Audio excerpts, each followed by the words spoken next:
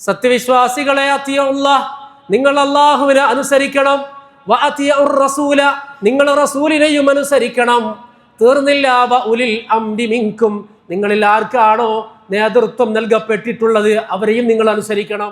തീർച്ചയായും അല്ലാഹു യുഹിബ്ബു, അല്ലാഹു ഇഷ്ടപ്പെടുന്നു, അല്ലാഹുവിന് വലിയ ഇഷ്ടമാണ് അല്ലദീന യുഖാതിലൂന ഫീ സബീലിഹി സഫാ, അല്ലാഹുവിന്റെ മാർഗത്തിൽ സഫായി അണിചേർന്ന് ഒന്നിച്ചു നിന്ന് പോരാടുന്നവരെ അല്ലാഹുവിന് വലിയ ഇഷ്ടമാണ്. ഒറ്റക്കൊറ്റക്കല്ല.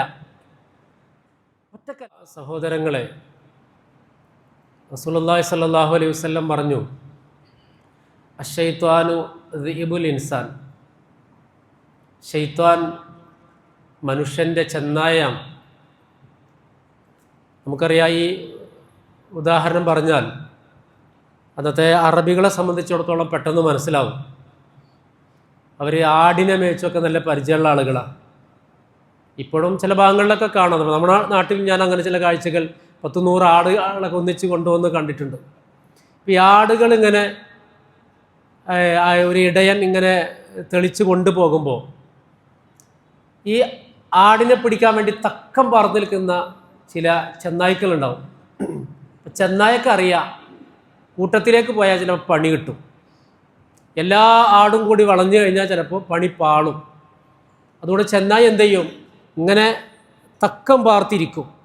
എന്നിട്ട് ആരാണോ, ഏത് ആടാണോ ഒരു കൂട്ടം തെറ്റിപ്പോകുന്നത് മറ്റുള്ളവർ ശ്രദ്ധിച്ചോളുന്നില്ല, ആ ആടിനെ പിടിക്കും. ഇതാണ് ചെന്നായുടെ പണി. എന്നിട്ട് റസൂലുള്ളാഹി സ്വല്ലല്ലാഹു അലൈഹി വസല്ലം പറഞ്ഞു, നാം മനുഷ്യനെ പിടിക്കുന്ന ചെന്നായുണ്ട്, അതാരാ? ശൈത്വാനാണ്. ശൈത്വാൻ നിങ്ങളെ പിടിക്കാൻ സദാസമയം നിങ്ങളുടെ ഇടത്തും വലത്തും മുന്നിലും പിന്നിലും ഒക്കെയായി തക്കം പാർത്ത് നടക്കുകയാണ്. അങ്ങനെ പിടുത്തം കൊടുക്കാതിരിക്കാനേ അലൈക്കും ബിൽ ജമാഅ, നിങ്ങൾ കൂട്ടായി നിൽക്കുക എന്ന് കാല റസൂലുള്ളാഹി സ്വല്ലല്ലാഹു അലൈഹി വസല്ലം. ഇനി ഇതിനേക്കാൾ വ്യക്തതയിൽ എങ്ങനെ പറയാമെന്നറിയില്ല. അത്രയും മനോഹരമായിട്ടാണ് അള്ളാഹുവിൻ്റെ റസൂൽ ഇത് പറഞ്ഞത്. അലൈക്കും ബിൽ ജമാഅ, നിങ്ങൾ ജമാഅത്തിൽ ചേരുക എന്നതിന് ധാരാളം വ്യാഖ്യാനമുണ്ട്. ഇവിടെ അൽ ജമാഅ എന്നത് ഉദ്ദേശിക്കുന്നത് ഖിലാഫത്താണ്. അങ്ങനെ ഒരു ഖിലാഫത്ത് സംവിധാനം ഇന്നിപ്പോൾ ലോകത്തില്ല. കഴിഞ്ഞ ഖുതുബയിൽ ഞാൻ സൂചിപ്പിച്ചു, അതിൻ്റെ ബദൽ എന്ന രീതിയിൽ നമ്മൾ സ്വീകരിച്ചിട്ടുള്ളതാണ് നമ്മുടെ മഹല്ലുകൾ. അതുകൊണ്ട് അറ്റ്ലീസ്റ്റ് മഹല്ല് സംവിധാനങ്ങളോടെങ്കിലും പൂർണ്ണമായി പൊരുത്തപ്പെട്ട് ഐക്യപ്പെട്ട് നിൽക്കണമെന്ന് ഈ മിമ്പറിൽ നിന്നുകൊണ്ട് മുഴുവൻ വിശ്വാസികളോടും വളരെ ആത്മാർത്ഥമായി ഓർമ്മപ്പെടുത്തുകയാണ്. ആരെങ്കിലും ഒറ്റപ്പെട്ടാൽ അവന് ചെന്നായെ പിടിക്കും. പിടിച്ച വിവരം ചിലപ്പോൾ അവൻ അറിഞ്ഞുകൊള്ളുന്നില്ല, അവന് ചെന്നായുടെ പിടുത്തത്തിലാവും. അങ്ങനെ ഈ ചെന്നായാകുന്ന ശൈത്താൻ്റെ പിടുത്തത്തിൽപ്പെട്ടാൽ പിന്നെ കുരുറ്റുണ്ടാവും, പക ഉണ്ടാവും, അസൂയ ഉണ്ടാവും, വല്ലാത്ത ദേഷ്യം ഉണ്ടാവും, അങ്ങനെ പലതും ഉണ്ടാകും. ഇതൊന്നും അവൻ അറിഞ്ഞോളുന്നില്ല. അതൊക്കെ പിന്നെ അങ്ങോട്ട് ശീലമായി മാറിക്കോളും. അതുകൊണ്ട് നിങ്ങൾ ഒന്നിച്ച് നിൽക്കുക. അള്ളാഹു നമ്മെ അനുഗ്രഹിക്കുമാറാകട്ടെ. നോക്കൂ, പിന്നെ ഇസ്ലാമിലെ ആരാധനാ കർമ്മങ്ങൾ തന്നെ പരിശോധിക്കുമ്പോൾ നമ്മൾ ജുമുഅക്ക് നമ്മളെല്ലാവരും ഒന്നിച്ചല്ലേ നിർവഹിക്കേണ്ടത്.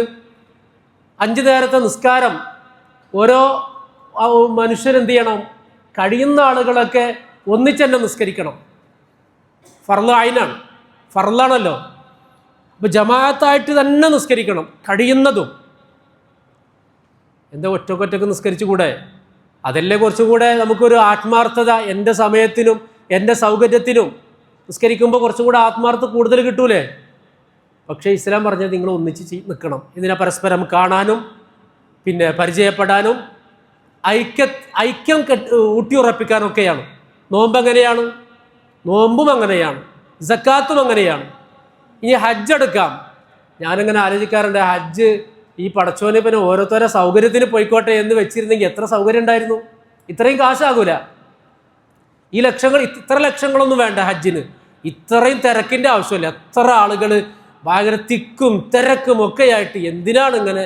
പടച്ചോർക്ക് അത് ഓരോരുത്തരും അവനവന് സൗകര്യമുള്ള സമയത്ത് പോയി ചെയ്തിട്ട് ഇപ്പോൾ ഉംറ പോലൊക്കെ. പക്ഷേ ഇസ്ലാമിൻ്റെ പഞ്ചസ്തംഭങ്ങൾ, 5 തൂണുകൾ, ആ തൂണുകളിൽ 5ാമത്തെ തൂണാണ് ഹജ്ജ്. ഹജ്ജ് പോലും അത്രമേൽ പ്രയാസപ്പെട്ടാണ് ആളുകൾ ചെയ്യുന്നത്. അപ്പോൾ ഒരു സംഘടിത രൂപത്തിന് പരിശുദ്ധ ഇസ്ലാം അത്രമേൽ പ്രാധാന്യം നൽകുന്നുണ്ട് എന്നാണ് ഇത്ര നേരം പറഞ്ഞത്. മഹാനായ ഉമർ ഫാറൂഖ് റളിയല്ലാഹു അൻഹു ചില്ലറക്കാരനല്ല. ലൗ കാന ബഅദി നബിയൻ ലകാന ഉമർ ഖാല റസൂലുള്ളാഹി സ്വല്ലല്ലാഹു അലൈഹി വസല്ലം പറഞ്ഞു, എനിക്ക് ശേഷം ഇനി ഒരു നബി ഉണ്ടാകുമായിരുന്നെങ്കിൽ, അങ്ങനെ നബി ഇല്ല, അങ്ങനെ വല്ല ചാൻസും ഉണ്ടാകുമായിരുന്നെങ്കിൽ ലകാന ഉമർ, അത് ഉമറാകുമായിരുന്നു എന്ന് അഷ്റഫുൽ ഖൽഖ് റസൂലുള്ളാഹി സ്വല്ലല്ലാഹു അലൈഹി വസല്ലമ വിശേഷിപ്പിച്ച മഹാനായ ഉമറുൽ ഫാറൂഖ്, ഉമർ ബിൻ ഖത്താബ്, പിന്നീട് ഉമറുൽ ഫാറൂഖായി മാറിയ ഉമറുൽ ഫാറൂഖ് റളിയല്ലാഹു അൻഹു പറഞ്ഞൊരു കാര്യം കൂടി നമ്മൾ ശ്രദ്ധിക്കണം. എന്താ? അലൈക്കും ബിൽ ജമാഅ, നിങ്ങൾ ഈ പറഞ്ഞ അൽ ജമാഅത്തിൽ ചേർന്ന് നിൽക്കണം. അൽ ജമാഅത്ത് എന്താണെന്ന് ഞാൻ പറഞ്ഞു, ഇനി അതിങ്ങനെ വിശദീകരിക്കേണ്ടതില്ല. ഉമറുൽ ഫാറൂഖ് റളിയല്ലാഹു തആല അൻഹു പറഞ്ഞു, ലാ ഇസ്ലാമ ഇല്ലാ ബിൽ ജമാഅ, ജമാഅത്ത് ഇല്ലാതെ ഇസ്ലാമില്ല കേട്ടോ. ഇതെന്റെ വാക്കല്ല. അൽ ജമാഅത്ത് എന്താന്ന് മറക്കരുത് കേട്ടോ. അൽ ജമാഅത്ത് ഇല്ലാതെ ഇസ്ലാമില്ല. നിങ്ങൾ എത്ര നിസ്കരിച്ചിട്ടും തലകുത്തി മറിഞ്ഞിട്ടും കാര്യമില്ല എന്നർത്ഥം. ഇസ്ലാം പൂർണ്ണമാകണമെങ്കിൽ അൽ ജമാഅത്ത് ഉണ്ടാകണം. ലാ ഇസ്ലാമ ഇല്ലാ ബിൽ ജമാഅ. ഒന്ന്. ഇനി ഇസ്ലാം ഉണ്ടാകണമെങ്കിൽ ജമാഅത്ത് ഉണ്ടാകണം. ഇനി ജമാഅത്ത് ഉണ്ടാകണമെങ്കിലോ, ഒരു സംഘമായി തീരണമെങ്കിൽ വലാ ജമാഅത്ത ഇല്ലാ ബിൽ ഇമാറ, നേതൃത്വം ഉണ്ടാകണം. ഓരോരുത്തരും അവനവന്റെ കാര്യം ഒറ്റക്ക് നോക്കാൻ ഇസ്ലാം അനുവദിച്ചിട്ടില്ല. ഇന്നിപ്പോ എന്താ, നായകനില്ല പട നായപ്പട എന്ന് പറഞ്ഞ പോലെ ആര് നയിക്കും, ആര് തെളിക്കും? ഓരോരുത്തരും അവനവന് തോന്നിയത് പോലെയാണ് മൊത്തത്തിൽ സമുദായമുള്ളത്. അതുകൊണ്ടാണ് ഞാൻ പറയും, നമ്മുടെ മഹല്ലുകളൊക്കെ, നമ്മുടെ മഹല്ല് അൽഹംദുലില്ലാ ഒരു മാതൃകാ മഹല്ലാണ്. പക്ഷേ നമുക്ക് ഇനിയും ഒരുപാട് മുകളിലേക്ക് മുന്നോട്ട് നടക്കേണ്ടതുണ്ട്. ഒരുപാട് മുന്നോട്ട് നടക്കണം. പല മഹല്ലുകളിലും അവസ്ഥ വളരെ ദയനീയമാണ് എന്നത് സങ്കടകരമാണ്. അപ്പൊ ഇമാറത്ത് എന്ന് പറഞ്ഞാൽ എന്താ? നേതൃത്വം. ഒരു നേതാവിന്റെ കീഴിലാകണം. ഓരോ മഹല്ലിലും അവിടുത്തെ നേതാവ്, അവിടുത്തെ ഖാദി, അവിടുത്തെ ഖത്തീബ്, അവിടുത്തെ ഇമാം ആയിരിക്കണം. അത് ആര് എന്നുള്ളതല്ല. നാളെ ഒരാളാണെങ്കിലും മറ്റന്നാൾ മറ്റൊരാളായിരിക്കാം. ആരാണോ ആ പോസ്റ്റിൽ ഉള്ളത് അദ്ദേഹത്തിന് ഇമാറത്ത്, നേതൃത്വത്തെ അംഗീകരിക്കണം. ചരിത്രത്തിലേക്ക് പോകാൻ സമയമില്ല. നേതൃത്വത്തെ അംഗീകരിക്കണം. ഇമാം എന്ന് പറഞ്ഞാൽ കേവലം നിസ്കാരത്തിന് നേതൃത്വം കൊടുക്കുന്ന, ഖുതുബ നിർവഹിക്കുന്ന ഒരാളായി മാത്രം കണ്ടുകൂടാ. ഇമാറത്ത് നിർബന്ധമായും വേണം. യാ അയ്യുഹല്ലദീന ആമനു, പരിശുദ്ധ ഖുർആൻ പറഞ്ഞു സൂറത്തുൻ നിസാ അതിന്റെ 59-ാമത്തെ ആയത്തിൽ അല്ലാഹു തആല പറയുന്നു, യാ അയ്യുഹല്ലദീന ആമനു, അല്ലയോ സത്യവിശ്വാസികളെ, അത്തിഉല്ലാഹ വ അത്തിഉർ റസൂല വ ഉലിൽ അംരി മിൻകും, സത്യവിശ്വാസികളെ അത്തിഉല്ലാഹ്, നിങ്ങൾ അല്ലാഹുവിനെ അനുസരിക്കണം, വ അത്തിഉർ റസൂല, നിങ്ങൾ റസൂലിനെയും അനുസരിക്കണം. തീർന്നില്ല, വ ഉലിൽ അംരി മിൻകും, നിങ്ങളിൽ ആർക്കാണോ നേതൃത്വം നൽകപ്പെട്ടിട്ടുള്ളത് അവരെയും നിങ്ങൾ അനുസരിക്കണം. അപ്പൊ നേതൃത്വം എന്നുള്ള വളരെ പ്രധാനപ്പെട്ട ഒന്നാണ്. ഒരു നേതൃത്വത്തിന്റെ കീഴിലാകണമെന്നുള്ളത്. എങ്കിലേ ജമാഅത്ത് ഉണ്ടാകൂ. ജമാഅത്ത് ഉണ്ടെങ്കിലേ ഇസ്ലാം പൂർണ്ണമാകൂ. എന്നിട്ട് ഉമർ ഫാറൂഖ് റളിയല്ലാഹു മൂന്നാമത് പറഞ്ഞു, വലാ ഇമാറത ഇല്ലാ ബിൽ ഇത്താഅ, ഇമാറത്ത് നേതൃത്വം പൂർത്തിയാകണമെങ്കിൽ ഈ പറഞ്ഞ എന്ത് വേണം? ഇത്താഅത്ത്, അനുസരണം വേണം. അനുസരണം പല മേഖലയിലുണ്ടല്ലോ. മാതാപിതാക്കൾ അനുസരിക്കണം, ഭർത്താവിനെ അനുസരിക്കണം, അധ്യാപകരെ അനുസരിക്കണം, പിന്നെ നമ്മുടെ ബോസുമാരെ അനുസരിക്കണം, നമ്മുടെ മഹല്ല് സംവിധാനത്തിൽ അവിടുത്തെ ലീഡർഷിപ്പിനെ അനുസരിക്കണം. അവര് അള്ളാഹുവിൻ്റെ ദീനിന് എതിരായി പറയാത്തിടത്തോളം കാലം അവർ വായൽ വരുന്നൊക്കെ വിളിച്ചു പറഞ്ഞാൽ, അങ്ങനെ ഉണ്ടല്ലോ, തലകെട്ട് കെട്ടുക, അല്ലെങ്കിൽ തൊപ്പി വെക്കുക, വലിയ ജുബ്ബ ഇടുക, എന്നിട്ട് മൂപ്പർ എന്ത് പറഞ്ഞാലും എല്ലാം സമയന അത്വായന, അങ്ങനെയില്ല. അള്ളാഹുവിൻ്റെ കിതാബിൻ്റെയും റസൂലിൻ്റെ സുന്നത്തിൻ്റെ അടിസ്ഥാനത്തിൽ മഹാന്മാർ രേഖപ്പെടുത്തിയ ഫിഖിഹിന്റെ പിൻബലത്തിൽ അവർ ഒരു കാര്യം പറഞ്ഞാൽ, അത് ബോധ്യപ്പെട്ടാൽ അതിന് അനുസരിക്കൽ നിർബന്ധമാണ്. അത് അവനവൻ ഏറ്റെടുക്കണം. ഏറ്റെടുക്കാത്ത കാലത്തോളം കഴിയില്ല. കാരണം അങ്ങനെ നിർബന്ധിക്കാനുള്ള സംവിധാനം ഒന്നും ഇപ്പോൾ നമ്മുടെ കയ്യിലില്ലല്ലോ. അപ്പോൾ അനുസരണം എന്നുള്ളത് ഇത്താഅത്ത് ഇപ്പോൾ ഒരു ഇമാമിനോട് ഒരിക്കൽ ചോദിച്ചു, നിങ്ങളൊരു ഇമാമല്ലേ, ഇതൊക്കെ കണ്ടിട്ട് നിങ്ങൾ പിന്നെ എന്തേ ഒന്ന് നിങ്ങൾക്ക് ഇടപെട്ടുകൂടെ, നിങ്ങളെ ബാധ്യതയല്ലേ എന്ന് ചോദിച്ചപ്പോൾ അദ്ദേഹം പറഞ്ഞു അത്രേ, ഞാൻ നിസ്കാരത്തിൽ മാത്രമേ ഇമാമാണ്, നിസ്കാരം കഴിഞ്ഞാൽ ഞാൻ മാമൂമാണെന്ന്. നിസ്കാരത്തിൽ ഞാൻ മുന്നിലാണ്, നിസ്കാരം കഴിഞ്ഞാൽ പിന്നെ ജനങ്ങളുടെ പിന്നിലാണ് ഞാൻ. അതാണോ യഥാർത്ഥത്തിൽ ഇമാറത്ത്? അതുകൊണ്ട് ഈ മഹല്ലിൽ അംഗങ്ങളല്ലാത്തവരെ എന്ന് ആളുകളാണെങ്കിൽ പോലും അംഗമാണോ അല്ലേ എന്നുള്ളതല്ല, ഈ പള്ളിയുമായി ബന്ധപ്പെട്ട് ചുറ്റുപറ്റിയിട്ടുള്ള മുഴുവൻ ആളുകളോടും പറയുന്നു, ഒരു ടീമാകണം. ഒന്നിച്ചു നിന്നാൽ ഒരുപാട് ഗുണങ്ങളുണ്ട്. ഒരിക്കൽ ഒരു ചെറിയ കഥയുണ്ട്. 9 എന്ന അക്കം ഉണ്ടല്ലോ, അത് 8നെ തല്ലി. നിങ്ങൾ കേട്ട് കാണും. അപ്പോൾ 8 ചോദിച്ചു, എന്തിനാ നീ എന്നെ തല്ലിയത്? ഞാൻ നിന്നേക്കാൾ വലിയവനാ, എനിക്ക് തല്ല.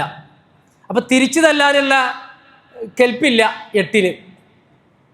8 എന്ത് ചെയ്യുന്നറിയോ? 8 പോയിട്ട് നേരെ 7-ന് ഒന്ന് കൊടുത്തു, ഒന്ന് കൊട്ടി. അപ്പം ഇതേ ന്യായം തന്നെ അവിടെയും ചോദിക്കുകയും പറയുകയും ചെയ്തു. 7 പിന്നെ 6-നെയും 6 5-നെയും ഇങ്ങനെ പോയി അവസാനം 2 1-നെ. കാരണം കയ്യൂക്കുള്ള കാര്യക്കാരനാണല്ലോ. അപ്പോൾ 1-ന് മേട്ടം കിട്ടി, അടി കിട്ടി. അപ്പോൾ 1 എന്ത് ചെയ്യും? പിന്നെ താഴേക്ക് നോക്കുമ്പോൾ ഉള്ളത് 0 ആണ്. 0 എന്ന് പറഞ്ഞാൽ തന്നെ നത്തിങ് എന്നാ, ഇല്ലാത്തതാണ് അല്ലേ? 0 ഈസ് നത്തിങ്. 0 എന്ന് പറഞ്ഞാൽ യഥാർത്ഥത്തിൽ ഇല്ല, മൂപ്പരെ കൊണ്ട് ഒന്നിനും പറ്റൂല, അത് 0 ആണ്. അവനിഞ്ഞ് തല്ലിയിട്ട് എന്ത് ചെയ്യാനാ? അപ്പം ഞാൻ ആരെ തല്ലും? മുകളിലുള്ളവർ തല്ലാനുള്ള കെൽപ്പൊന്നും എനിക്കില്ല. അപ്പം ഈ 1 എന്ത് ചെയ്യുന്നറിയോ? ഈ 0-ത്തെ വിളിച്ചു, വാ നീ എൻ്റെ കൂടെ നിൽക്കുമോ? കാര്യം പറഞ്ഞ് മനസ്സിലാക്കി കൊടുത്തു. അങ്ങനെ 0 1 കൂടെ ഒന്നിച്ച് നിന്നപ്പോൾ അത് 10 മാറി. പിന്നെ നിരത്തി തല്ലാണ്. 9 വരെ തല്ലാൻ പറ്റിയതാ. അങ്ങനെയാണ് 1-നും കൊള്ളാത്ത ആളുകൾ എന്ന് നമുക്ക് തോന്നുന്നവരുണ്ടാകും. അത്ര വലിയ വിദ്യാഭ്യാസം ഒന്നും ഉണ്ടായിക്കൊള്ളുന്നില്ല, പണമില്ല, ആരോഗ്യമില്ല, പക്ഷെ എന്തെങ്കിലും ഒന്നും അവരിലുണ്ടാവും, ഉറപ്പാണ്. എല്ലാ മനുഷ്യരും ആരും ചെറുതല്ല. ഒരാളെയും നമ്മൾ ചെറുതായി കാണരുത്.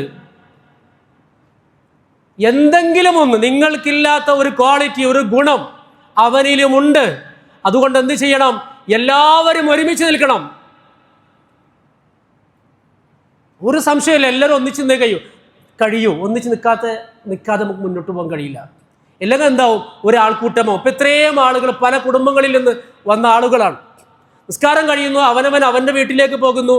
ഞാൻ, എൻ്റെ കുടുംബം, എൻ്റെ കാര്യം, അങ്ങനെ സെൽഫിഷായി മാറുക, അവനവനിലേക്ക് ഒതുങ്ങുക. അങ്ങനെ ഒതുങ്ങുമ്പോൾ എന്താ സംഭവം എന്നറിയോ? സൈക്കോളജിക്കലി പറയുന്നൊരു സംഗതി, കൂട്ടം ചേർന്ന് ഒന്നിച്ച് നിന്ന് കഴിഞ്ഞാൽ ഒരു പരിധി, വലിയൊരളവോളം മാനസികവും ശാരീരികവുമായ അസുഖങ്ങൾ തന്നെ ഇല്ലാതാകുന്ന.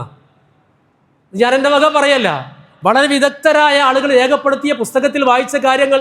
സമയക്കുറവുണ്ട് അപ്പോൾ ഉദ്ധരിക്കാത്തത്, അതിന് തെളിവുകളും മറ്റുമൊക്കെ. അസുഖങ്ങൾ കുറയും ഒന്നിച്ചു നിന്നാൽ. നമുക്കെല്ലാവർക്കും വേണ്ടത് മനസ്സമാധാനമല്ലേ? ഇൻഷാ അല്ലാഹ് അടുത്ത ആഴ്ച അത് പറയും. എല്ലാവരും ആഗ്രഹിക്കുന്നത് എന്താ? സ്വസ്ഥതയാണ്, സമാധാനമാണ്. അത് കിട്ടും നമ്മൾ ഒന്നിച്ച് നിൽക്കുമ്പോൾ. അതുകൊണ്ട് ആരും എന്ത് ചെയ്യരുത്? പിന്നെ എനിക്കിപ്പോൾ എന്തിനാ അവരുടെ സഹായം? സഹോദരന്മാരെ, എന്തെങ്കിലും ഒന്ന് ജീവിതത്തിൽ സംഭവിച്ചാൽ, ഇപ്പം എന്തെങ്കിലും ഒന്നെന്ന് പറയാവുന്ന സ്ട്രോക്കാണ്, അള്ളാഹു കാത്ത് രക്ഷിക്കുമാറാകട്ടെ. വല്ല സ്ട്രോക്കോ മറ്റോ വന്നു കഴിഞ്ഞാൽ ആരുണ്ടാകും നിന്നെ സഹായിക്കാൻ, നിന്നോടൊപ്പം നിൽക്കാൻ? ഒരു മനുഷ്യനും തിരിഞ്ഞു നോക്കാനുണ്ടാവില്ല. വല്ലപ്പോഴും ആരെങ്കിലൊക്കെ ഒന്ന് പോയി ആ ഒരു സൗഹൃദം, അത്രയും വലിയ വിശാല മനസ്സുള്ളവരൊക്കെ ഒന്ന് പോയി കണ്ടെന്ന് വരും. അതിനപ്പുറം ആരുണ്ടാകും? കാരണം നിനക്ക് നിന്റെ കാര്യം, നിന്റെ കുടുംബം, നിന്റെ കുട്ടികൾ മാത്രമായിരുന്നു. തിരിഞ്ഞു നോക്കാനുള്ള മനസ്സ് ഒരാൾക്കും ഇല്ലാതെ പോയി. പണമുള്ളത് കൊണ്ടോ മക്കളുള്ളത് കൊണ്ടോ ഒന്നും ആകുന്ന ആരും ധരിച്ചു പോകരുത് കേട്ടോ. മനുഷ്യൻ ദുർബലനാണ്. ഖുലിഖൽ ഇൻസാനു ദഈഫ. അള്ളാഹുവിൻ്റെ സൃഷ്ടികളിൽ ഏറ്റവും ദുർബലതയുള്ള, ബലഹീനതയുള്ള സൃഷ്ടി മനുഷ്യനാ. ഉറുമ്പ് പോലുമല്ല. ഇതൊന്നും വെറുതെ പറയല്ല. ഏറ്റവും ദുർബലൻ മനുഷ്യനാണ്. ഖുലിഖൽ ഇൻസാനു ദഈഫ. ഇപ്പോഴുള്ള ആരോഗ്യം, കുറച്ച് ജിമ്മിലൊക്കെ പോയി കുറച്ചങ്ങനെ അടിക്കുമ്പോഴേക്ക് ഞാൻ എന്തോ ആയി എന്ന് ആർക്കും തോന്നണ്ട, തോന്നാനില്ല. ഒരു സെക്കൻഡ് മതി എല്ലാം തകിടം മറിയാൻ. പടച്ചോൻ കാത്ത് രക്ഷിക്കുമാറാകട്ടെ. അതുകൊണ്ട് നമ്മൾ എന്ത് ചെയ്യുക? നമ്മൾ ചേർന്ന് നിൽക്കുക, ഒന്നിച്ച് നിൽക്കുക, എല്ലാവരും ഒന്നിച്ച് നിൽക്കുക. അങ്ങനെ ഒന്നിച്ച് നിൽക്കുമ്പോൾ വലിയ സമാധാനം. വഅതസിമു ബിഹബ്ലില്ലാഹി ജമീഅ. പരിശുദ്ധ ഖുർആൻ പറഞ്ഞില്ലേ, നിങ്ങൾ അള്ളാഹുവിൻ്റെ കയറിനെ എല്ലാവരും ഒരുമിച്ച് പിടിക്കണം. ഞാൻ ആദ്യത്തെ ഖുതുബയിൽ അത് സൂചിപ്പിച്ചു എന്നാണ് എൻ്റെ ഓർമ്മ. ആദ്യത്തെ ഖുതുബയിൽ ആ ഒരു പ്രയോഗം നിങ്ങൾ ശ്രദ്ധിക്കണം കേട്ടോ. ഖുർആനിൻ്റെ പ്രയോഗം ആവർത്തിക്കുകയാണ്. വഅതസിമു, നിങ്ങൾ മുറുകെ പിടിക്കുക. ഇത്തസമ എന്ന് പറഞ്ഞാൽ എന്താ അറിയോ? അണപ്പല്ല് കൊണ്ട് കടിച്ചു പിടിക്കുന്ന ഒരു പ്രയോഗമുണ്ട്. അണപ്പല്ല് കൊണ്ട് ഒരു ടവൽ ഇങ്ങനെ, ഒരു മുണ്ട് ഇങ്ങനെ ഈ പല്ല് കൊണ്ട് ഇങ്ങനെ കടിച്ചാൽ അതുകൊണ്ട് ഒരാൾ വലിച്ചാൽ ചിലപ്പോൾ പെട്ടെന്ന് കിട്ടുന്നത് മാത്രമല്ല, ചിലപ്പോൾ പല്ല് പോലും ഇളകിപ്പോവും. പക്ഷെ അതൊന്ന് അണപ്പല്ലിലേക്കണ്ട് കയറ്റി വെക്കുക. ഉണപ്പല്ലേക്ക് കയറ്റി വെച്ച് കടിച്ച് പിടിക്കുക. പെട്ടെന്ന് കിട്ടൂല, ഉറപ്പാണ്. ആ ഒരു പ്രയോഗമാണ് ഇത്തസമ എന്നുള്ള പ്രയോഗം. വഅതസിമു, നിങ്ങൾ കടിച്ചു പിടിക്കണം. ബിഹബ്ലില്ലാഹ്, അള്ളാഹുവിൻ്റെ കയറിനെ. എത്ര മനോഹരമായ പ്രയോഗമാണെന്നറിയോ? കയർ എന്ന് പറഞ്ഞാൽ എന്താ അർത്ഥം? എവിടെ അള്ളാഹുടെ കയറ്? ദുനിയാവിൽ ആരെങ്കിലും അള്ളാഹുവിൻ്റെ കയറ് കണ്ടവരുണ്ടോ? അവിടെ കയർ എന്നുകൊണ്ട് ഉദ്ദേശിക്കുന്നത് ബിദീനില്ല, അള്ളാഹുവിൻ്റെ ദീനാണ്. അള്ളാഹുവിൻ്റെ ദീനിൻ്റെ നിയമങ്ങളെ പ്രിയപ്പെട്ട മുഅ്മിനീങ്ങളെ നിങ്ങളെല്ലാവരും ഒരുമിച്ച് മുറുകെ പിടിച്ചോളണം. പിന്നെ എന്തിനാ അള്ളാഹ് കയർ എന്ന് പറഞ്ഞത്? എന്നാൽ പിന്നെ അള്ളാഹ്ക്ക് ബിദീനില്ല എന്ന് പറഞ്ഞാൽ മതിയായിരുന്നില്ലേ? പക്ഷെ അള്ളാഹ് അത് പറയാതെ കയർ എന്ന് പറഞ്ഞില്ലേ?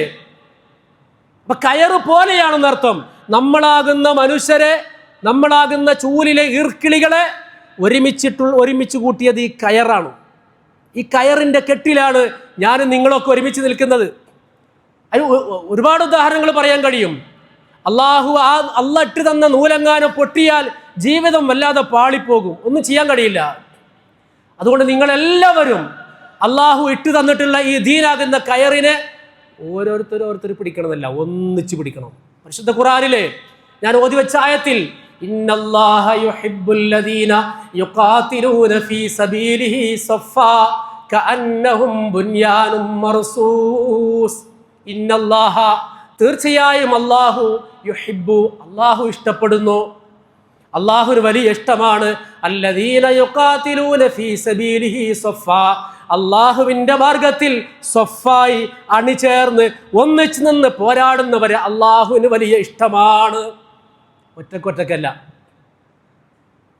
ഒന്നിച്ച് നിൽക്കണം. ഒന്നിച്ച് നിന്ന് പോരാടുന്നവരെ അള്ളാഹുവിന് വലിയ ഇഷ്ടമാണ്. മഹല്ലുമായി ബന്ധപ്പെട്ട സംവിധാനങ്ങളുമായി സംസാരിക്കാൻ ഇൻഷാ അല്ലാഹ് നിങ്ങളെ സമീപിക്കുമ്പോൾ എല്ലാവരുടെയും സഹകരണം പ്രതീക്ഷിക്കുകയാണ്. അള്ളാഹു നമുക്കെല്ലാവർക്കും ഒരുമിച്ച് ഒന്നിച്ച് നിൽക്കാൻ തൗഫീക്ക് നൽകുമാറാകട്ടെ. വിയോജിപ്പുകളാകാം, അങ്ങനെ ഉണ്ടല്ലോ. ആരും ഒരു നിലക്കും വിയോജിക്കാൻ പാടില്ല എന്ന് ഈ പറഞ്ഞതിനർത്ഥമില്ല. വിയോജിക്കാം, പല കാര്യങ്ങളിലും വിയോജിക്കാം. ഇമാം ഷാഫിഈയും ഇമാം ഹനഫി ഇമാമും ഹംബലി ഇമാമും മാലിക് ഇമാമും നമ്മുടെ ഇമാമുകളിൽ ഏറ്റവും പ്രധാനപ്പെട്ടവരാണല്ലോ ഇവർ. ആ ഇമാമിങ്ങൾ ഒരുപാട് വിഷയങ്ങളിൽ വിയോജിപ്പുണ്ടായിരുന്നു. വിയോജിപ്പ് എന്ന് പറഞ്ഞാൽ തർക്കമെന്നല്ല അർത്ഥം. വളരെ സ്നേഹത്തോടും സൗഹൃദത്തോടും കൂടിയുള്ള അഭിപ്രായ വ്യത്യാസങ്ങൾ. എന്തിനധികം സ്വഹാബികൾ തമ്മിൽ അഭിപ്രായ വ്യത്യാസം ഉണ്ടായിരുന്നു. മഹാനായ ഉമർ ഫാറൂഖ് റളിയല്ലാഹു അൻഹുവും നമ്മുടെ ഉമ്മയായ ആയിഷ ബീവിയും തമ്മിൽ 30ഓളം വിഷയങ്ങളിൽ അഭിപ്രായ വ്യത്യാസം ഉണ്ടായിരുന്നു. അഭിപ്രായ വ്യത്യാസമാകാം. മഹാന്മാരായ പണ്ഡിതന്മാർ ഉസ്താദുമാരോട് വിയോജിച്ചിട്ടുണ്ട്. വിയോജിപ്പാകാം. ആ വിയോജിപ്പിനുള്ള സ്വാതന്ത്ര്യമുണ്ട്. ആ വിയോജിപ്പുകൾ നിലനിർത്തിക്കൊണ്ട് തന്നെ അതിനേക്കാൾ അപ്പുറം നോക്കൂ, നമ്മുടെ വീടുകളിൽ നമ്മുടെ എല്ലാ കാര്യത്തിലും എല്ലാവരും യോജിക്കോ? ഭാര്യയുമായിട്ട് എല്ലാ കാര്യത്തിലും യോജിക്കുന്നവർ ആരുണ്ടാകില്ല. ഭാര്യയുമായി പല കാര്യത്തിലും വിയോജിപ്പുണ്ടാവും, മക്കളുമായി വിയോജിപ്പുണ്ടാകും. എന്നിട്ടും നമ്മൾ കുടുംബത്തിൽ ഒന്നിച്ച് നിൽക്കുന്നില്ലേ? ആരെങ്കിലും കുടുംബം വിട്ടുപോയോ? ഇല്ല. ഇപ്പൊ വിയോജിപ്പുകൾ ഉണ്ടാകണം, വിയോജിപ്പുകൾ നിലനിർത്തണം. വിയോജിപ്പുകൾ പോലും ഒരു ഫ്ലെക്സിബിലിറ്റി ആയി കാണണം. ഇതാണ് പല സംഘടനകൾക്കും ഇല്ലാതെ പോയത്. ഇന്ന് കേരളത്തിലൊക്കെ കാണുന്ന പല സംഘടനകൾക്കും എന്തില്ല? ഒരു ഫ്ലെക്സിബിലിറ്റി, ഇലാസ്തികത ഒട്ടും ഇല്ലാതെ പോയി. അതുകൊണ്ട് അവർ പൊട്ടി പിന്നെയും പൊട്ടി 5ഉം 6ഉം 7ഉം 8ഉം ഒക്കെ കഷ്ണായി പോയത് എന്തുകൊണ്ടാ? ഈ ഇസ്ലാം തന്ന ഒരു ഇലാസ്തികത ഉണ്ട്, ഒരു ഫ്ലെക്സിബിലിറ്റി ഉണ്ട്. അതവർ കൈമോശം വരുത്തി. ഇന്ന് കരുതിയിട്ട് ഷിർക്കിനോടും ബിദ്അത്തിനോടൊക്കെ നമ്മൾ അതങ്ങോട്ട് കണ്ണടച്ചോളണമെന്നൊന്നുമല്ല. നിസ്സാര കാര്യങ്ങളിൽ പോലും അഭിപ്രായ വ്യത്യാസത്തിന് സ്പേസ് ഉള്ളിടത്ത് പോലും എന്ത് ചെയ്തു? കടുംപിടുത്തം. അപ്പം എന്ത് ചെയ്തു? ടൈറ്റായി, പൊട്ടി. അതാണ് അങ്ങനെ ചെറിയ ചെറിയ കഷ്ണങ്ങളെ അങ്ങനെ ഉണ്ടായാലും എന്താ സംഭവിക്കുക? ആ സ്റ്റേജുകളും പേജുകളും എല്ലാം പരസ്പരം കുറ്റപ്പെടുത്താനുള്ളതായി മാറുകയാണ്. അല്ലാഹു തആല എല്ലാവർക്കും ദിശാബോധം നൽകി അനുഗ്രഹിക്കുമാറാകട്ടെ. അതുകൊണ്ട് ഇപ്പൊ പറഞ്ഞ പോയിന്റ് നമ്മൾ വിയോജിപ്പുകൾ നിലനിർത്തിക്കൊണ്ട് തന്നെ നമ്മൾ ഒന്നിച്ചു നിൽക്കണം. ഏതുപോലെ കഅന്നഹും ബുൻയാനും മർസൂസ് ഓതി ആയത്തിന്റെ ബാക്കി എങ്ങനെയാണ്? ഒരു സുഭദ്രമായ കോട്ട പോലെ ഒന്നിച്ചു നിൽക്കണം. കോട്ട പോലെ. അൽ മുഅ്മിനു ലിൽ മുഅ്മിനി കൽ ബുൻയാൻ. സത്യവിശ്വാസികൾ ഒരു കെട്ടിടം പോലെയാണെന്ന് ഖാല റസൂലുള്ളാഹി. ഇതൊക്കെ വെറുതെ സ്വല്ലല്ലാഹു അലൈഹി വസല്ലം ഇതൊക്കെ വെറുതെ പറയുക, വയല് പറയുക, കേൾക്കുക, അതിനുള്ളതാണോ? ഞാൻ അങ്ങനെ കാണുന്ന ഒരാളല്ല. അങ്ങനെ പറഞ്ഞ് കേവലം ദിവസങ്ങൾ തള്ളി നീക്കാൻ ആഗ്രഹിക്കുന്നില്ല മോമിനിങ്ങളെ. അവനവൻ അവൻ്റെ മനസ്സിന് എന്ത് ചെയ്യണം? കീഴ്പ്പെടുത്തണം. ഞാൻ റെഡി എന്ന് പറയാൻ കഴിയണം. അള്ളാഹു അതിനുള്ള വലിയ വിശാലമായ മനസ്സ് നൽകി അനുഗ്രഹിക്കുമാറാകട്ടെ. അലം നശ്റഹ് ലക സദ്റക്. റസൂലുള്ളാഹി സ്വല്ലല്ലാഹു അലൈഹി വസല്ലമയോട് അള്ളാഹു തആല പറഞ്ഞത്, നിന്റെ മനസ്സ് ഞാൻ വിശാലമാക്കി തന്നില്ലേ? അതന്നെ, എല്ലാവരെയും ഉൾക്കൊള്ളാനുള്ള ഒരു സങ്കുചിത മനസ്സല്ല വേണ്ട, എല്ലാവരെയും ഉൾക്കൊള്ളാനുള്ള മനസ്സ്. അങ്ങനെ ഒന്നിച്ചു നിന്നാൽ, ഒത്തുപിടിച്ചാൽ മലയും പോരും. ഇല്ലെങ്കിൽ എന്താ സംഭവം എന്നറിയോ? ഇപ്പൊ സക്കരിയ ഒരു എക്സാമ്പിൾ ധാരാളം പറയാം. സക്കരിയാൻ അറിയില്ലേ? പരപ്പനങ്ങാടിയിലെ 17 വർഷം മുമ്പ് 18 വയസ്സ് പ്രായമുള്ള സമയത്താണ് ആ ചെറുപ്പക്കാരനെ മാർക്കറ്റിൽ നിന്ന് പോലീസ് പിടിച്ചുകൊണ്ട് പോകുന്നത്. 35 വയസ്സായി അദ്ദേഹത്തിന്. ഇപ്പോഴും ജാമ്യം കിട്ടിയിട്ടില്ല, വിചാരണ പൂർത്തിയായിട്ടില്ല. ചെയ്ത തെറ്റെന്താണെന്ന് ആ ചെറുപ്പക്കാരനെ ബോധ്യപ്പെടുത്താൻ സാധിച്ചിട്ടില്ല. അത് സക്കരിയയുടെ കാര്യമല്ലേ എന്ന് നമ്മൾ ചിന്തിച്ചാൽ നാളെ ആരുടെ മുറ്റത്തും എത്താം. നാസി ജർമ്മനിയിൽ ഹിറ്റ്ലറിന്റെ തേരോട്ടത്തിന്റെ സമയത്ത്, ആ തേരോട്ടമൊക്കെ കഴിഞ്ഞപ്പോൾ ഒരു പാസ്റ്റർ, പിന്നെ മാർട്ടിൻ നിമോളർ എന്ന ജർമ്മൻ കവിയായ ഒരു പാസ്റ്റർ, നമ്മൾ ഒരുപാട് കേട്ട് കാണും. അദ്ദേഹത്തിൻ്റെ ഒരു കവിതയുണ്ട്. ആ കവിതയ ആശയം ഇങ്ങനെയാണ്: ആദ്യം അവർ കമ്മ്യൂണിസ്റ്റുകാരെ തേടിയെത്തി കൊല്ലാൻ. ഞാൻ പ്രതികരിച്ചൊന്നുമില്ല, കാരണം ഞാൻ കമ്മ്യൂണിസ്റ്റ് അല്ല, പിന്നെ എന്തിന് ഞാൻ പ്രതികരിക്കണം? പിന്നെ അവർ തൊഴിലാളികളെ അന്വേഷിച്ചു വന്നു. അപ്പോഴും ഞാൻ മിണ്ടിയില്ല, കാരണം ഞാൻ തൊഴിലാളി വർഗത്തിൽപ്പെട്ടവരല്ല, എനിക്ക് ഇടപെടേണ്ടതില്ല. പിന്നീട് അവർ ജൂതന്മാരെ തേടി വന്നു, അപ്പോഴും ഞാൻ മിണ്ടിയില്ല. പിന്നെ കത്തോലിക്കരെ തേടിയെത്തി. അങ്ങനെ ഓരോ വിഭാഗത്തെയായി അവർ ഇല്ലാതെയാക്കി. അവസാനം അവർ എന്നെ തേടി വന്നു. അപ്പോൾ എനിക്ക് വേണ്ടി ശബ്ദിക്കാൻ ആരും ഉണ്ടായിരുന്നില്ല എന്ന് നീറ്റലോട് കൂടിയ ഒരു കവിതയുണ്ട്. നമ്മൾ നമ്മുടെ സ്വാർത്ഥ താല്പര്യങ്ങൾ, നമ്മുടെ വ്യക്തിപരമായ കുടുംബപരമായ കാര്യങ്ങൾ മാത്രം നോക്കിയാൽ അങ്ങനെ ഒരു ഇസ്ലാം ഇല്ല. അങ്ങനെ ഇസ്ലാം ഇല്ല. മോമിനീങ്ങളെ, ഒന്നിച്ചു നിൽക്കണം, അങ്ങനെ മരിക്കണം. ഇത് കേവല ഭൗതികമായ നേട്ടത്തിന് വേണ്ടി പറയുന്ന കാര്യമല്ല. സക്കരിയാനെ 17 വർഷം മുമ്പ് കൊണ്ടുപോയത് സക്കരിയ എന്നുള്ള ഒരു ഉദാഹരണം മാത്രമാണ്. എത്രയോ ചെറുപ്പക്കാർ, ഒന്ന് ആലോചിക്കൂ. നമുക്കാണ് അങ്ങനെ സംഭവിക്കുന്നതെങ്കിൽ എനിക്ക് കുഴപ്പമൊന്നുമില്ലല്ലോ, ഞാൻ സേഫ് അല്ലേ. ഇതല്ലെങ്കിൽ മറ്റൊരു ദുരന്തം വന്നെത്താം. അള്ളാഹു കാത്തുരക്ഷിക്കുമാറാകട്ടെ. അസുഖങ്ങളായാൽ മതി, കുട്ടികളുടെ ഭാഗത്തുള്ള പ്രശ്നങ്ങളായാൽ മതി, എന്തു ആകാമല്ലോ, ജീവിതമല്ലേ. അതുകൊണ്ട് ഏതുപോലെ കഅന്നഹും ബുൻയാനും മർസൂസ് എന്ന് പറഞ്ഞാൽ ഭദ്രമായ ഒരു കോട്ട പോലെ നിൽക്കണം. കോട്ട കെട്ടിയാൽ പിന്നെ അങ്ങോട്ട് അടുക്കാൻ കഴിയില്ല. യശുദ്ദു ബഅലുഹു ബഅല. ആ കോട്ടയുടെ ഒരു മതിലിൻ്റെ ഓരോ കല്ലും പരസ്പരം അതിനെ ബലപ്പെടുത്തുന്ന പോലെ വിശ്വാസികൾ ചേർന്ന് നിൽക്കണം. ഇപ്പം നിസ്കാരത്തിൽ നമ്മൾ ചേർന്ന് നിൽക്കുന്നില്ലേ? ഇടയ്ക്കൊരു മസാല പറയട്ടെ. നിസ്കാരത്തിൽ നിൽക്കുമ്പോൾ പരമാവധി ഗ്യാപ്പില്ലാതെ നിൽക്കണോട്ടാ. എല്ലാവരും എന്ത് ചെയ്യണം? ടൈറ്റാക്കിയിട്ട് ശ്വാസം വിടാൻ പറ്റാത്ത രൂപത്തിൽ നിൽക്കണം എന്നല്ല. എന്ത് ചെയ്യരുത്? രണ്ടാളൊന്നും ചേർന്ന് ഒരാൾക്കൂടെ അവിടെ നിൽക്കാനുള്ള സ്പേസ് ഉണ്ടാവും. അപ്പം അങ്ങനെ അവിടെ സ്പേസ് വരാൻ പാടില്ല. ചേർന്ന് നിൽക്കണം നിസ്കാരത്തിൽ. നിസ്കാരത്തിൽ നമ്മൾ സഫ് നോക്കുമ്പോൾ ചില ആളുകൾ ഇപ്പോഴും മുന്നിൽ ഇങ്ങനെ നോക്കും, സമമാണോ നോക്കും. ഞാൻ അവൻ്റെ കാലും എൻ്റെ കാലും സമമാണോ നോക്കും. അങ്ങനെയല്ല, മുന്നിലല്ല നോക്കേണ്ടത്, പിന്നിലാണ് നോക്കേണ്ടത്. മുന്നിൽ ചില ആളുകളെ കാല് നീളം കൂടുതൽ, നീളം കുറവൊക്കെ ഉണ്ടാവും. പിന്നിൽ സമമാണോ അതെന്ത് ചെയ്താൽ മതി? ഈ കാപ്പി കളറുണ്ടല്ലോ, ആ കാപ്പി കളറിൽ പിന്നിൽ ഞാൻ കറക്റ്റാണോ എന്ന് നോക്കിയാൽ മതി. അങ്ങനെ നോക്കൽ, അങ്ങനെ ശരിയാക്കൽ മിൻ തമാമി സ്വലാ, നിസ്കാരത്തിന്റെ പൂർണ്ണതയിൽ പെട്ടതാണെന്ന് ഖാല റസൂലുള്ളാഹി സ്വല്ലല്ലാഹു അലൈഹി വസല്ലം. ഞാൻ പറഞ്ഞത് പിന്നെ അപ്പൊ ഇവർക്ക് വേണ്ടി, ഇത്തരം ആളുകൾക്ക് വേണ്ടി ശബ്ദിക്കാനെങ്കിലും നമുക്ക് കഴിയണ്ടേ? ആ ഉമ്മയുടെ അവസ്ഥ, നമ്മുടെ ഉമ്മക്കാണ് അങ്ങനെ വരുന്നെങ്കിൽ വർഷങ്ങൾ, ഇപ്പൊ സ്ട്രോക്ക് വന്ന് കിടപ്പിലാണ് ആ ഉമ്മ, എന്നിട്ടും ആ ഉമ്മ ആ മകന്റെ മോചനത്തിന് വേണ്ടി പോരാടുകയാണ്. ഇങ്ങനെ നൂറുകണക്കിന് അല്ല ആയിരക്കണക്കിന് ചെറുപ്പക്കാർ തെറ്റ് ചെയ്തവരാണെങ്കിൽ ശിക്ഷിക്കപ്പെടട്ടെ, ഒരു ദാക്ഷിണ്യം അവരോട് കാട്ടേണ്ടതില്ല. അവർ ഏതെങ്കിലും നിലക്കുള്ള രാജ്യദ്രോഹ പ്രവർത്തനം ചെയ്തിട്ടുണ്ടെങ്കിൽ നിയമം അനുശാസിക്കുന്ന പരമാവധി ശിക്ഷ അവർ കൊടുത്തോളണം, ഒരു ദയം പാടില്ല.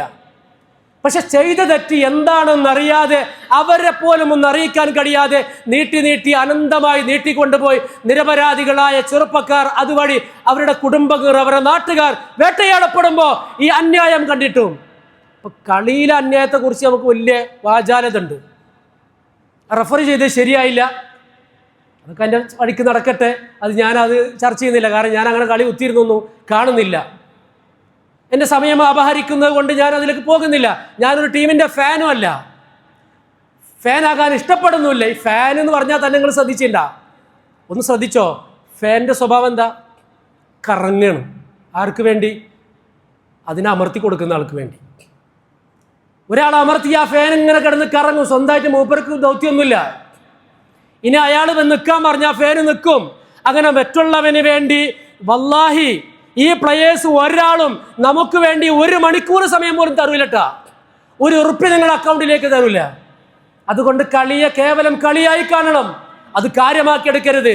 നമ്മുടെ ജീവിതത്തിലെ പ്രധാനപ്പെട്ട സമയങ്ങൾ ഒരു വിനോദം എന്നതിനപ്പുറം നഷ്ടപ്പെടുത്തുന്നുവെങ്കിൽ നഷ്ടം നമുക്കാണ്, അവർ തരില്ല. മെസ്സിയൊക്കെ ഹാർഡ് വർക്ക് ചെയ്യുന്നത് ഞാൻ സെർച്ച് ചെയ്തിട്ടുണ്ട്. എത്ര മണിക്കൂറാണ്, എങ്ങനെയാ പ്രാക്ടീസ് ചെയ്യുന്നത്, എന്തിനാ? അവരെ കരിയർ മെച്ചപ്പെടുത്താൻ. റൊണാൾഡോയും നെയ്മറും ഒക്കെ അങ്ങനെ തന്നെയാണ്. ഓരോരുത്തരുടെ പേര് ഞാൻ പറയുന്നില്ല.